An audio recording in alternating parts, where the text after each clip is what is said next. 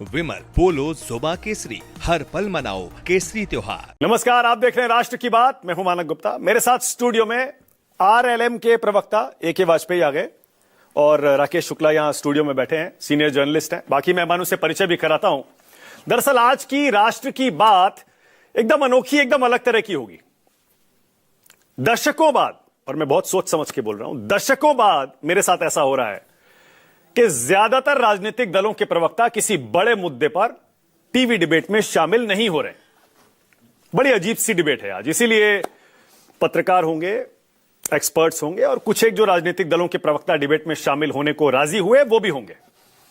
मुद्दा है अगड़ा वर्सेस पिछड़ा। आप कहेंगे इसमें नई बात क्या है? आप देख ही रहे होंगे पिछले 4-5 दिनों से, बल्कि हफ्ते से ज्यादा हो गया है, पूरे देश में घमासान छिड़ा हुआ है। और इस बार विरोध के स्वर पिछड़ी जातियों से नहीं, एससी एसटी से नहीं उठ रहे हैं, बल्कि जनरल कास्ट से उठ रहे हैं। अगड़ी जाति के लोग विद्रोह का झंडा बुलंद किए हुए हैं। वो कह रहे हैं जो यूजीसी ने नए नियम बनाए हैं विश्वविद्यालयों में, हायर एजुकेशन इंस्टीट्यूशंस में भेदभाव खत्म करने के लिए, उसमें अगड़ी जातियों के सारे छात्रों को पहले से ही अपराधी मान लिया गया है। यह मान लिया गया है कि सिर्फ एससी एसटी ओबीसी के साथ ही अन्याय होता है और उन पर अत्याचार होता है, और करने वाले सारे जनरल कास्ट के होते हैं। और अगर कोई झूठी शिकायत किसी जनरल कास्ट के छात्र के खिलाफ हो जाती है, उस झूठी शिकायत के लिए शिकायत करने वाले के खिलाफ सजा का, एक्शन का कोई प्रावधान भी नहीं है, उसे खत्म कर दिया गया है। पूरे देश में बहस छिड़ी है। उधर शंकराचार्य जी धरने पर बैठे हैं, योगी जी के गले की हड्डी बने हुए। ऐसे में सिटी मजिस्ट्रेट, आपको पता है, उन्होंने जब इस्तीफा दिया उसके बाद उन्होंने 2 मुद्दे उठाए। अलंकार अग्निहोत्री का मैं जिक्र कर रहा हूं, सब जगह वो वायरल है। 2 मुद्दे उठाए, एक शंकराचार्य जी का और दूसरा यूजीसी के नए नियम। क्या ये अगड़ों का आंदोलन, क्योंकि अब देश भर में प्रदर्शन हो रहे हैं, बीजेपी सरकार के लिए मुश्किल का सबब बन सकता है क्या? बाकी सारे राजनीतिक दल, विपक्षी दल इस पर चुप क्यों हैं? आज इसी पर डिबेट होगी। जल्दी से पहले बता दूं कि कैसे अब ये अगड़ों की आवाज, जनरल कास्ट की आवाज धीरे धीरे एक आंदोलन का रूप लेती जा रही है। दरअसल आज बरेली के सिटी मजिस्ट्रेट को योगी सरकार ने निलंबित कर दिया। अलंकार अग्निहोत्री उनका नाम है, पिछले 2-3 दिन से वो वायरल हैं। उन्होंने अपने पद से यह कहकर इस्तीफा दिया था कि शंकराचार्य जी का अपमान किया गया और यूजीसी के नए नियम ब्राह्मणों और जनरल कास्ट के खिलाफ हैं। उन्होंने इस्तीफा दिया, उन पर जांच बैठा दी गई और उनको निलंबित कर दिया गया। लेकिन आज डीएम दफ्तर के बाहर अलंकार अग्निहोत्री धरने पर बैठ गए और देखिए कैसे उनके समर्थकों ने जबरदस्त नारेबाजी भी की। जरा नारेबाजी भी सुनिए और सुनिए कैसे अलंकार अग्निहोत्री अब यूपी में राष्ट्रपति शासन लगाने की मांग कर रहे हैं। सुनिए।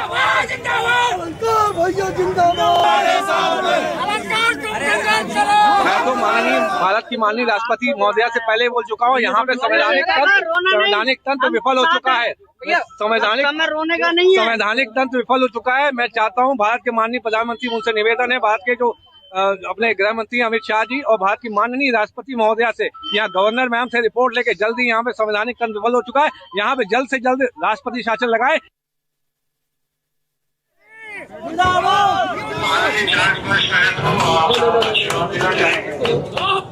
जी नारायण, कैसे हैं आप?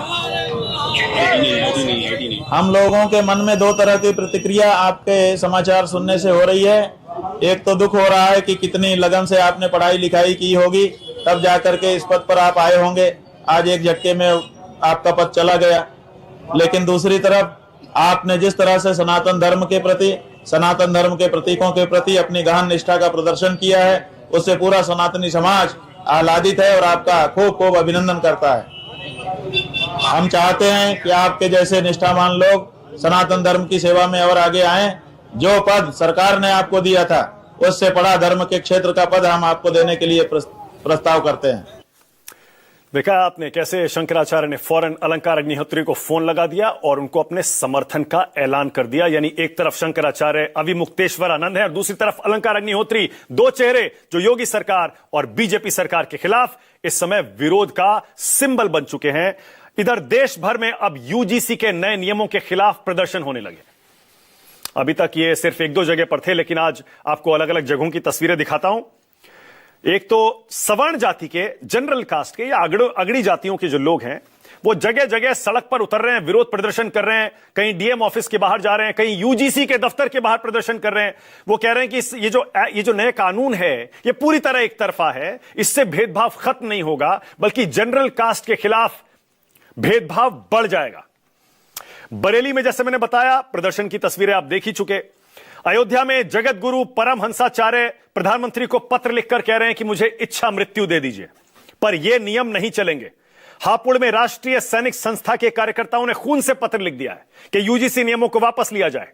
सवर्णों के घर के बाहर कुछ पोस्टर नजर आए हैं कई जगह कि बीजेपी के नेता यहां पर अब ना आए। बीजेपी के आगरा में नगर निगम के पूर्व सभापति ने भी पीएम को खून से पत्र लिख दिया है। मेरठ में ठाकुर समाज ने बीजेपी का बहिष्कार करने का ऐलान कर दिया है, शपथ ले ली है, जब तक ये नियम वापस नहीं होंगे बीजेपी को वोट नहीं मिलेंगे। जरा वो शपथ भी सुनिए आप। हम सभी सलावा ग्रामवासी शपथ लेते हैं ये जो काला कानून यूजीसी बिल, ये जो काला कानून यूजीसी बिल केंद्र सरकार लाई है, मोदी सरकार लाई है, जब तक ये वापस नहीं होता, हम मोदी सरकार को वोट नहीं देंगे। ओके, इधर बीजेपी के अंदर भी अब विरोध जो है वो धीरे धीरे बढ़ता जा रहा है। बीजेपी किसान मोर्चा के उपाध्यक्ष हैं श्याम सुंदर त्रिपाठी, यूपी के रायबरेली से। उन्होंने यूजीसी के नियमों का विरोध करते हुए इस्तीफा दे दिया है, लेकिन बीजेपी तो जाहिर है इस पर चुप है, कुछ बोल नहीं रही है। लेकिन आरजेडी की प्रवक्ता कंचना यादव का एक बयान सोशल मीडिया पर सब जगह वायरल है। कंचना मेरे साथ आज राष्ट्र की बात में शामिल भी हैं। कंचना यादव एक इंटरव्यू में कह रही हैं, आपको इस आधार पर फंसाया जाना चाहिए कि आपने कभी एससी, एसटी, ओबीसी को उसका हक नहीं दिया। आपको इस बेसिस पर फंसाया जाना चाहिए। एससी, एसटी, ओबीसी अगड़ों को या जनरल कास्ट को हम क्यों भरोसा दिलाएं कि इन नए नियमों का दुरुपयोग नहीं होगा। उनसे दरअसल पूछा यह गया था कि क्या जनरल कास्ट के खिलाफ इन नए नियमों का दुरुपयोग नहीं होगा, झूठी शिकायतों में जनरल कास्ट के छात्रों को फंसाया नहीं जाएगा। कंचना यादव की सब जगह ट्रोलिंग भी हो रही है इस मुद्दे पर। वो ये कह रही हैं कि क्यों नहीं फंसाया जाना चाहिए, फंसाया जाना चाहिए। कंचना से पूछूंगा मैं आगे। लेकिन कुमार विश्वास की एक पोस्ट भी कथावाचक है, आप जानते हैं, जबरदस्त वायरल है। कुमार विश्वास ने आज सोशल मीडिया पर लिखा, चाहे तिल लो या ताड़ लो राजा, राई लो या पहाड़ लो राजा, मैं अभागा सवर्ण हूं, मेरा रोया रोया उखाड़ लो राजा। स्वर्गीय रमेश रंजन की ये पंक्तियां हैं और हैशटैग लिखते हैं कुमार विश्वास यूजीसी रोल बैक। समझ रहे हैं कैसे समाज भी दो धड़ों में पूरी तरह बट गया है। शिक्षा मंत्री धर्मेंद्र प्रधान की भी पहली प्रतिक्रिया इस पर आ गई। आंदोलन बढ़ा तो शिक्षा मंत्री का बयान भी आ गया। क्या बोले धर्मेंद्र प्रधान, आप भी सुनिए। तरीके से लोग समझ नहीं रहे या फिर विवाद बनाया जा रहा है। देखिए, इसमें मैं एक बात बहुत विनम्रता से आश्वस्त करना चाहता हूं, किसी को उत्पीड़न होने नहीं दिया जाए, कोई भेदभाव नहीं होगा, कोई डिस्क्रिमिनेशन के नाम पे किसी को भी मिसयूज करने का अधिकार नहीं रहेगा। इसमें यूजीसी हो, भारत सरकार हो या राज्य सरकार हो, इसकी दायित्व रहेगी। मैं आश्वस्त करता हूं, उसको जो व्यवस्था हुई है, भारत की कुछ भी व्यवस्था हो, संविधान की परिधि के अंदर होगा। और ये जो विषय आई है, ये तो सुप्रीम कोर्ट की निगरानी में व्यवस्था है। इसमें आश्वस्त मैं फील करना चाहता हूं, कोई भी किसी के ऊपर भी अत्याचार या किसी को भी भेदभाव नहीं किया जाएगा। अब जरा आपको बता भी देता हूं, थोड़ा सा आपने अब तक काफी पढ़ समझ लिया होगा, फिर भी आपको जरा एक बार फिर से बता देता हूं। दरअसल यूजीसी के नए नियमों पर विवाद हो क्या रहा है। यूजीसी आप जानते होंगे, यूनिवर्सिटी ग्रांट्स कमीशन, सरकार की स्टैट्यूटरी बॉडी है जो हायर एजुकेशन इंस्टीट्यूशंस हैं, उच्च शिक्षण संस्थान देश के, उनको फंड करती है, उनमें क्वालिटी ऑफ एजुकेशन को रेगुलेट करती है और कोऑर्डिनेट भी करती है। अब यूजीसी ने 2012 के नियमों में बदलाव करके 13 जनवरी 2026 को नए नियम लागू किए हायर एजुकेशन इंस्टीट्यूशंस के लिए, जिसमें कहा गया कि सब जगह, सारी यूनिवर्सिटीज में, सारे कॉलेजेस में, हायर एजुकेशन इंस्टीट्यूशंस में समता लाने के लिए, बराबरी लाने के लिए इक्विटी कमिटीज बनेंगी, इक्विटी स्क्वाड्स बनेंगे। कोई भी पिछड़ी एससी, एसटी, ओबीसी जाति का छात्र जो होगा वो शिकायत कर सकेगा, लेकिन इसमें जनरल कास्ट के छात्र शिकायत नहीं कर सकते, क्योंकि यह मानकर चला जा रहा है कि उनके खिलाफ कोई अपराध नहीं होता, उनके खिलाफ प्रताड़ना नहीं होती, अत्याचार नहीं होता, भेदभाव नहीं होता। भेदभाव सिर्फ SC ST OBC के साथ होता है। इसी पर सवर्ण जाति के छात्रों और एक्टिविस्ट्स को एतराज है। तो सवर्ण को अत्याचारी मानता है यह नियम, यह पहली आपत्ति है, जरा ऊपर दिखाइए। दूसरी आपत्ति यह है सवर्ण जाति के लोगों को कि SC ST के साथ OBC को भी इस बार जोड़ दिया गया है, उनको भी पीड़ित मान लिया गया है। तीसरा, झूठी शिकायतों पर सजा का प्रावधान खत्म कर दिया गया है। सवर्णों पर फर्जी आरोप बढ़ सकते हैं और समता कमेटी में अगड़ों का प्रतिनिधित्व गारंटीड नहीं है।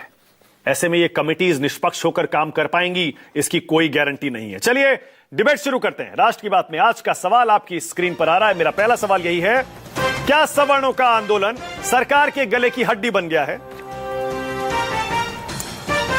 और दूसरा, क्या वाकई बीजेपी ने ब्राह्मणों के साथ या फिर जनरल कास्ट के साथ धोखा किया है, क्या जैसा आरोप लगाया जा रहा है?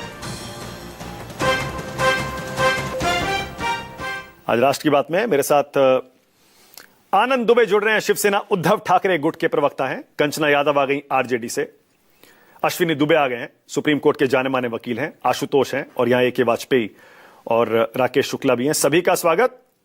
आशुतोष, आपसे शुरू कर रहा हूं मैं जी।